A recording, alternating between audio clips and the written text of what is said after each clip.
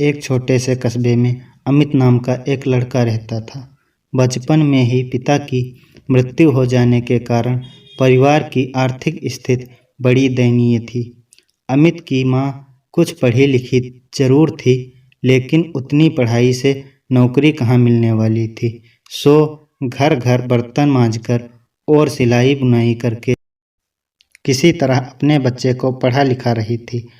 अमित स्वभाव में थोड़ा शर्मीला था और अक्सर चुपचाप बैठा रहता था। एक दिन वो स्कूल से लौटा तो उसके हाथ में एक लिफाफा था। उसने माँ को लिफाफा पकड़ाते हुए कहा, माँ, मास्टर साहब ने तुम्हारे लिए ये चिट्ठी भेजी है, जरा देखो इसमें क्या लिखा है। माँ ने मन ही मन पर चिट्ठी पढ़ी और मुस्कुराकर बोली, बेटा, इसमें लिखा है कि आपका बेटा बहुत होशियार है। इस स्कूल के बाकी बच्चों की तुलना में इसका दिमाग बहुत तेज है और हमारे पास इसे पढ़ाने लायक शिक्षक नहीं है, इसलिए कल से आप इसे किसी दूसरे स्कूल में भेजें।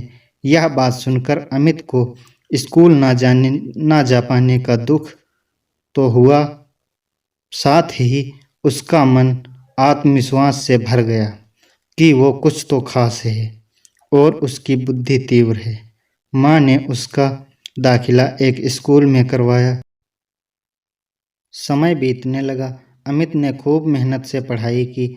आगे चलकर उसने सिविल सर्विसेज परीक्षा भी पास कर ली और आईएएस ऑफिसर बन गया। अमित की माँ अब बूढ़ी हो चुकी थी और कई दिनों से बीमार थी और एक दिन अचानक उनकी मृत्यु हो गई। अमित के लिए यह बहुत बड़ा आघात था। वह बिलख बिलख कर रो पड़ा।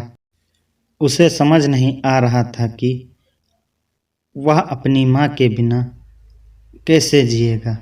रोते रोते उसने माँ की अलमारी खोली और हाथ में उनकी माला, चश्मा और अन्य वस्तुएं लेकर चूमने लगा। उस अलमारी में अंतिम के पुराने खिलौने और बचपन के कपड़े तक संभाल के रखे हुए थे। अमित एक एक करके सारी चीजें निकालने लगा और तभी उसकी नज़र पुरानी चिट्ठी पर पड़ी। ये वही चिट्ठी है जो मास्टर साहब ने उसे 18 वर्ष पहले दी थी। नम आंखों से उसे पढ़ने लगा, जिस पर लिखा था, आदरणीय अभिभावक, आपको बताते हुए हमें अफसोस हो रहा है कि आपका बेटा अमित पढ़ाई में बेहद कमज़ोर है और खेलकूद में भी भाग नहीं लेता। जान पड़ता है कि उम्र के हिसाब से अमित की बुद्धि विकसित नहीं हो पाई, अतः हम इसे अपने विद्यालय में पढ़ाने में असमर्थ हैं।